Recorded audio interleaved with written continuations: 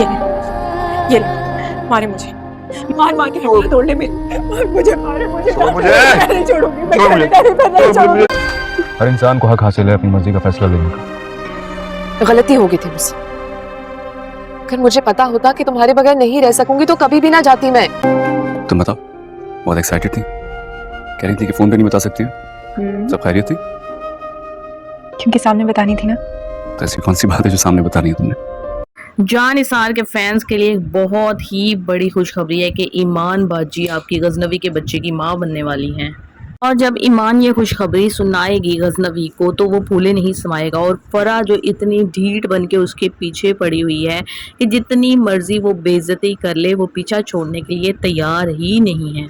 ऐसे लोगों को ना असल में थूक के चाटना बहुत पसंद होता है, इनको इज्जत रास नहीं आती। जब गजनवी ने इसको सारा कुछ बताया था कि भाई मेरा भाई फौत हो चुका है, उसको गोली लगी है, उसके 2 बच्चे हैं, तो मुझे उसकी फैमिली की सपोर्ट करने के लिए अपनी भाभी से निकाह करना पड़ेगा क्योंकि मेरी फैमिली की तरफ से बहुत ज़्यादा प्रेशर है और ये सिर्फ एक कागज़ी निकाह होगा, मेरा उससे कोई फिज़िकल रिलेशन नहीं होगा और मैं तुमसे ही शादी करूँगा।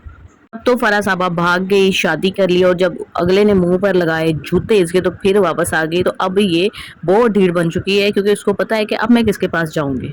लेकिन गजनवी तो अब इसको मिलने वाला नहीं है। दूसरी तरफ ईमान घर जाती है अपने, अब वो अपने बाप का आहिस्ता आहिस्ता कर्जा उतारना शुरू करेगी और बाप से माफ़ी मांगेगी। तो बाप तो पहले ही पैसे का भूखा है, काम उसको करना आता नहीं है। बेटे वो इसीलिए चाहता था ना कि मुझे काम ना करना पड़ता और बेटे होते कमा कर लाते। तो अब ईमान इस काबिल हो गई है कि कमा कमा कर दे सकती है, बल्कि गजनवी का पैसा उसके पास मौजूद है, वो उसको दे सकती है।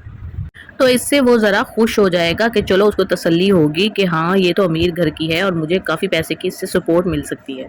फ़िज़ा और सरफराज की इरिटेटिंग फैमिली स्टिल अपनी जगह पे उसी तरीके से मौजूद है। नो लिफ्ट है सरफराज की तरफ से फ़िज़ा को, लेकिन फ़िज़ा को भी कोई वो परवाह नहीं है। जूते छितर खाने के बाद वो अपने घर वालों से उसी तरह मिलती जुलती है क्योंकि उसको शुरू से ऐसे तानों तिछनों की आदत पड़ चुकी है। तो उसके लिए ये कोई नई बात नहीं है क्योंकि उसकी माँ के साथ भी यही सलूक शुरू से होता चला है जो उसके साथ हो रहा है।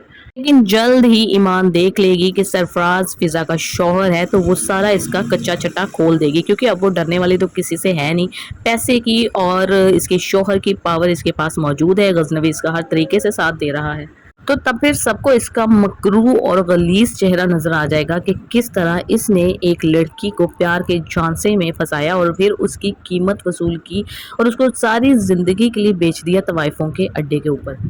फ़िज़ा की नंद का भी जो प्रपोजल आया है अब उसकी भी शादी हो जाएगी तो ये सास बहू अकेली हो जाएंगी। फिर फ़िज़ा इस सास को बताएगी, इसकी तबीयत करेगी साफ़ क्योंकि एक टाइम आएगा एंड में जब इस औरत की तबीयत होगी साफ़। और अगर थोड़ा सुंबुल को भी शादी के बाद डिफ़िकल्ट वे में दिखाया जाए ससुराल में तो बहुत अच्छा होगा ताकि फ़िज़ा की सास को एहसास हो सके कि बेटी का दुख क्या होता है और कैसे झेला जाता है।